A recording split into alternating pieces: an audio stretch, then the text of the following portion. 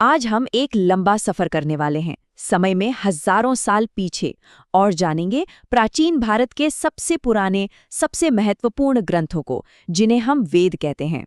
लेकिन सवाल ये उठता है कि हम उस समय के बारे में जानते कैसे हैं, जब इतिहास को आज की तरह लिखा नहीं जाता था। आखिर वो क्या चीज़ है जो हमें उस प्राचीन दुनिया की झलक दिखाती है? देखिए, इतिहासकारों के पास अतीत की पहेली को जोड़ने के लिए मोटे तौर पर 4 तरह के स्रोत होते हैं। एक तो है धर्म ग्रंथ, फिर है ऐतिहासिक ग्रंथ, विदेशियों के लिखे हुए यात्रा वृत्तांत और आखिर में पुरातत्व से मिले सबूत। आज हम बात करेंगे पहले और सबसे पुराने स्रोत की, यानी धर्म ग्रंथों की। तो बात शुरू होती है भारत के सबसे पुराने धर्म ग्रंथ वेद से। माना जाता है कि इन्हें महर्षि कृष्ण द्वैपायन वेद व्यास ने संकलित किया था। कुल 4 वेद हैं, और जब इन चारों को एक साथ गिना जाता है तो उन्हें संहिता कहा जाता है। तो चलिए शुरुआत करते हैं सबसे पहले और सबसे पुराने वेद से, ऋग्वेद। इसे अक्सर प्राचीन भारत की पहली आवाज कहा जाता है, और सही भी है, क्योंकि ये हमें उस दौर की सोच और जिंदगी की एक जबरदस्त झलक देता है। जरा इसके आकार का अंदाजा लगाइए।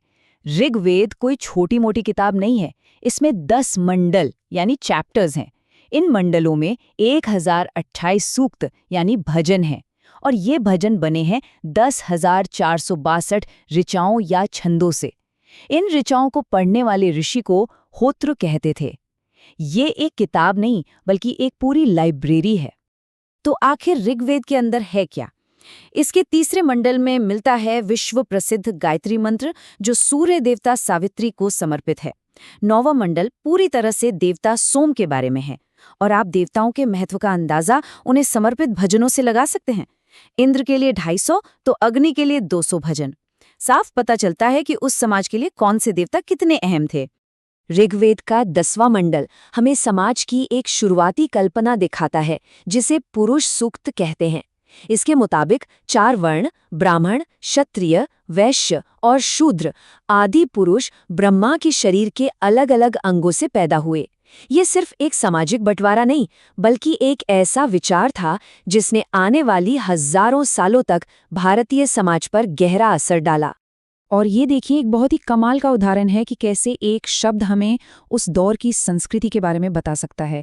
ऋग्वेद में गाय के लिए अधन्य शब्द का इस्तेमाल हुआ है, जिसका मतलब है जिसे मारा न जाए।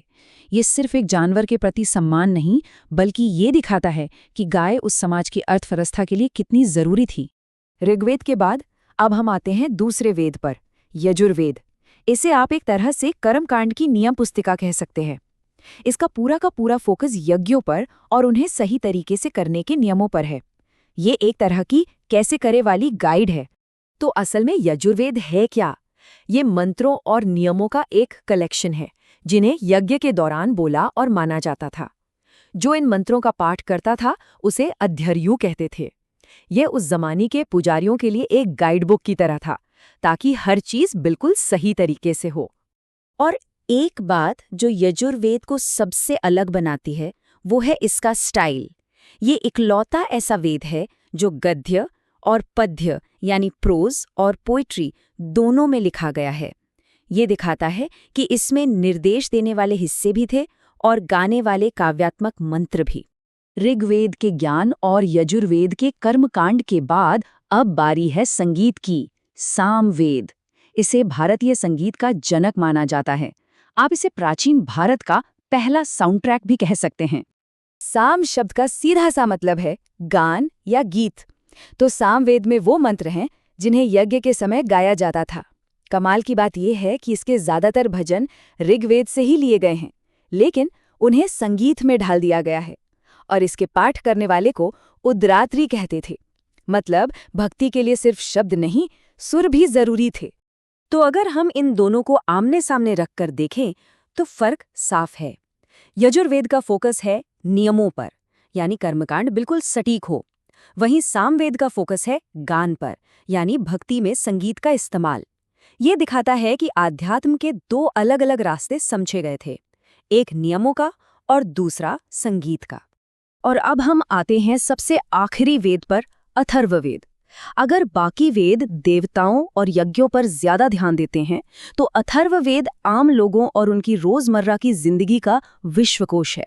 ये अलौकिक को लौकिक से जोड़ता है। जरा इसके विषयों की रेंज तो देखिए। घर बनाने से लेकर खेती, व्यापार और बीमारियों के इलाज तक सब कुछ है इसमें। शादी ब्याह, राजा के प्रति वफादारी और तो और जादू टोने और मंत्रों का भी जिक्र है। ये वेद दिखाता है कि प्राचीन भारत में धर्म सिर्फ मंदिरों तक ही सीमित नहीं था, बल्कि जिंदगी के हर छोटे बड़े हिस्से में शामिल था। अथर्ववेद में हमें उस समय के राजनीतिक जीवन की भी एक झलक मिलती है। ये एक लाइन कि सभा और समिति, प्रजापति की दो बेटियां हैं, बहुत कुछ कहती है। ये इशारा करती है कि उस समय शासन में किसी तरह की परिषदों या सभाओं का बहुत महत्व था, यानी मिल बैठकर फैसले लेने की एक पुरानी परंपरा। तो हमने चारों वेदों को देख लिया, लेकिन कहानी यहीं पर खत्म नहीं होती। वेदों की विरासत उनके बाद भी चलती रही, ज्ञान की अलग अलग शाखाओं के रूप में, जो इन्हीं ग्रंथों को समझने और समझाने पर केंद्रित थीं। एक बार फिर से फटाफट याद कर लेते हैं वेदों का क्रम क्या है। सबसे पहले सबसे पुराना है ऋग्वेद, उसके बाद आते हैं यजुर्वेद और सामवेद, और सबसे आखिर में लिखा गया अथर्ववेद। ये क्रम हमें ये समझने में मदद करता है कि समय के साथ समाज की ज़रूरतें और सोच कैसे बदली। अब ये भी जानना ज़रूरी है कि हर वेद की अपनी कई शाखाएं होती थीं।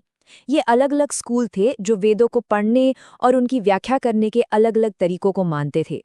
जैसे ऋग्वेद की शाकल शाखा है, यजुर्वेद की शुक्ल और कृष्ण शाखाएं हैं। ये दिखाता है कि ये एक जीती जागती विकसित होती परंपरा थी, कोई पत्थर की लकीर नहीं। तो हमने ऋग्वेद की ब्रह्मांड के प्रार्थनाओं से लेकर अथर्ववेद के घरेलू नुस्खों तक का एक छोटा सा सफर तय किया। हमने देखा कि ये ग्रंथ सिर्फ पूजा पाठ के बारे में नहीं है, बल्कि समाज, शासन, संगीत और रोजमर्रा की जिंदगी के बारे में भी बहुत कुछ बताते हैं। ये सब हमें एक आखिरी सवाल पर लाकर छोड़ देता है। हजारों साल बाद ज्ञान का ये विशाल भंडार आज की दुनिया को क्या सिखा सकता है?